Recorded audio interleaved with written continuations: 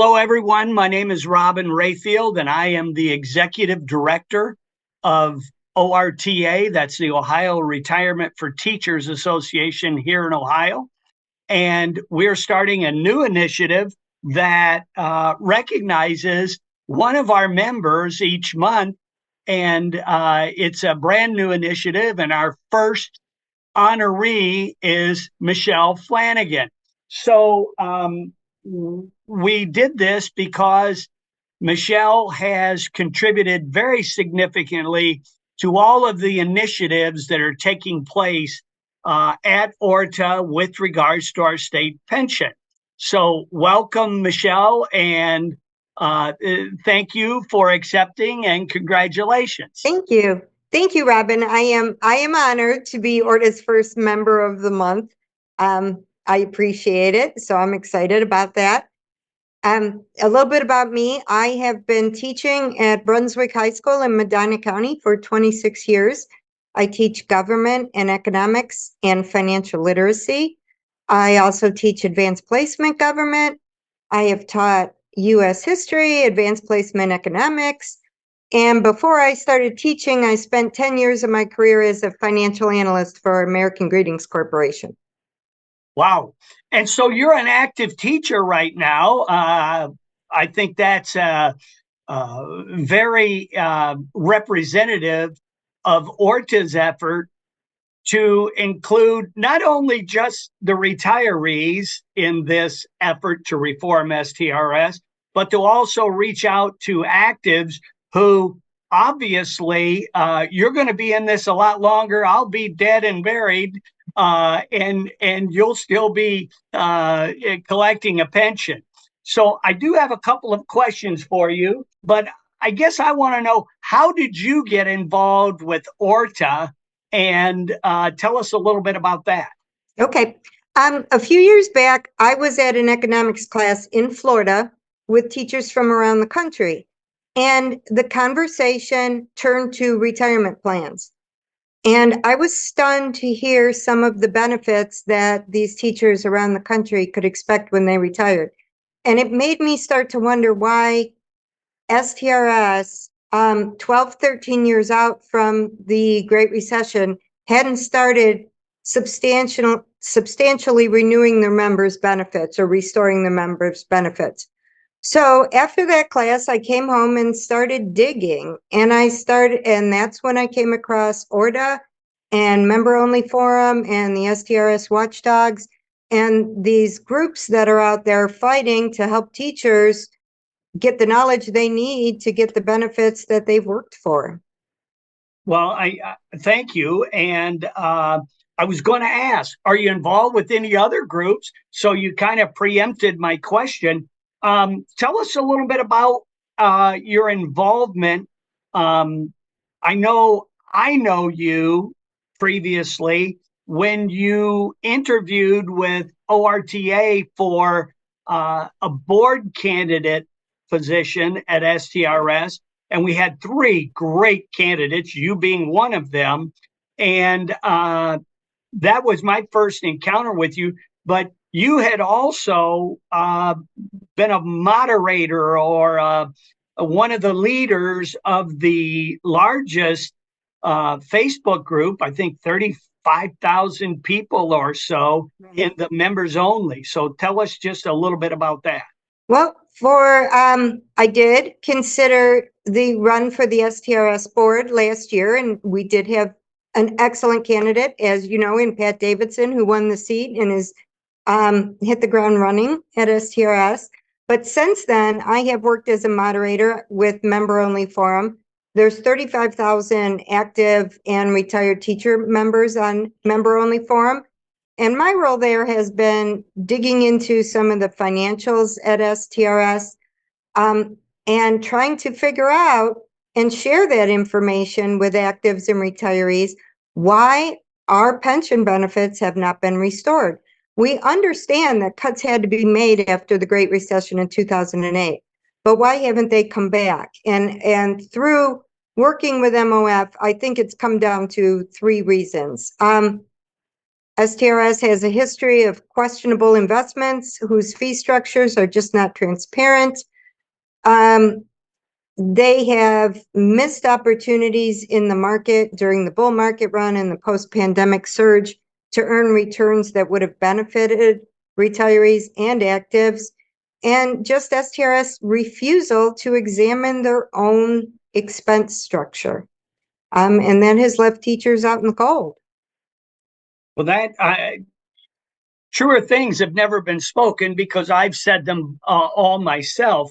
One of the things that we often hear or people worry about is, well, actives are going to be pitted against retirees because if they do something for, let's say, me as a retiree, well, then that has to necessarily limit what they can do for you.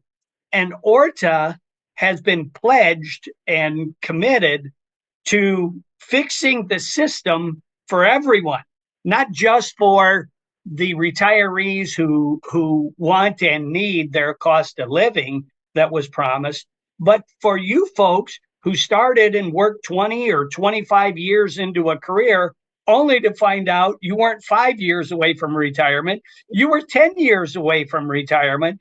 And of course, that changes everyone's perception.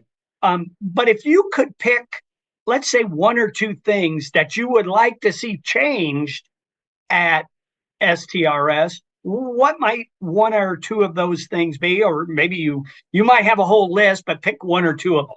I wish I could turn back the hands of time and recoup those market gains that we never experienced, but I can't.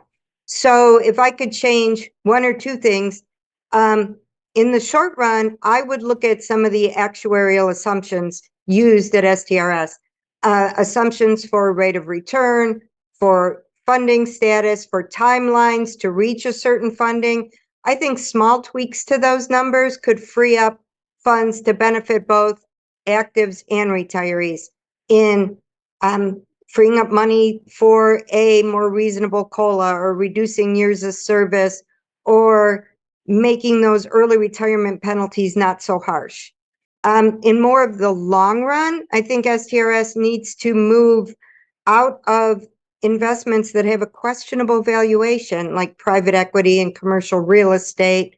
And they need to work on cleaning up their own house and reducing administrative expenses and wasteful spending. I think what has to happen to get that done is to get a majority of reform-minded members on that board to force the process into motion.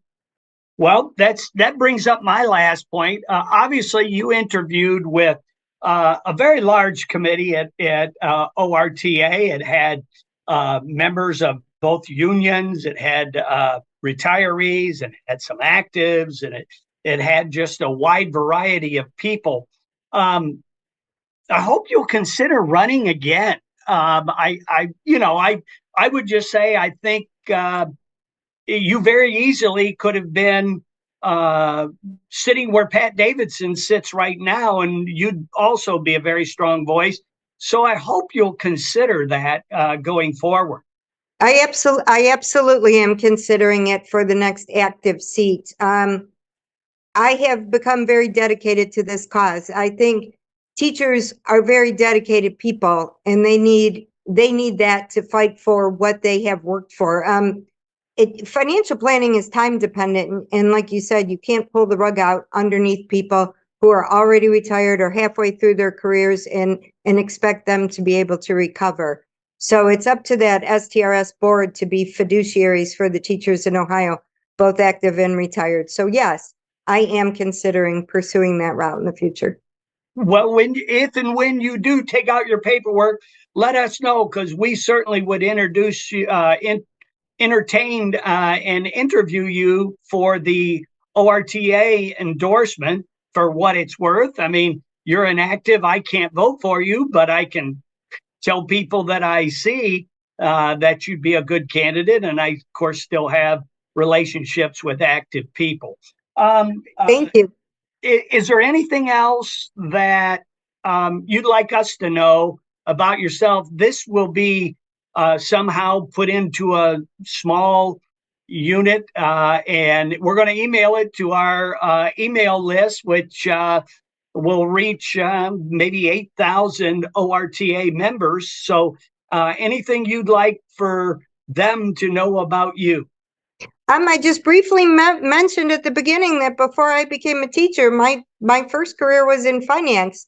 So I have a little bit of background that I hopefully can apply that passion and caring for teachers and my knowledge of finance to work with the other reform members on that board, if that's where this path takes me, to do better for teachers in Ohio and our retirees in Ohio.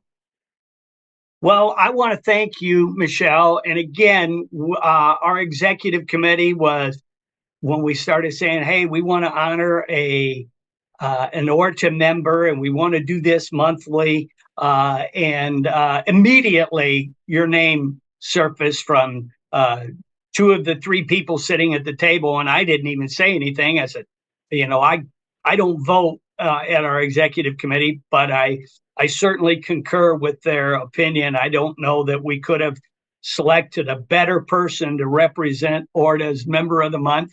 Well, thank you. I'm honored. Yeah, well, great. Thank you. And thank you at ORTA for everything you do and all the hours and work you put in to try to help Ohio teachers. I think we're almost there. Let's hope so. Hopefully Wade is successful, and we got an election coming up, as I've already hinted at, and hopefully you're intimately involved in that election. Great, I hope so. Thanks. All righty. Thank you so much, Michelle. Thank you.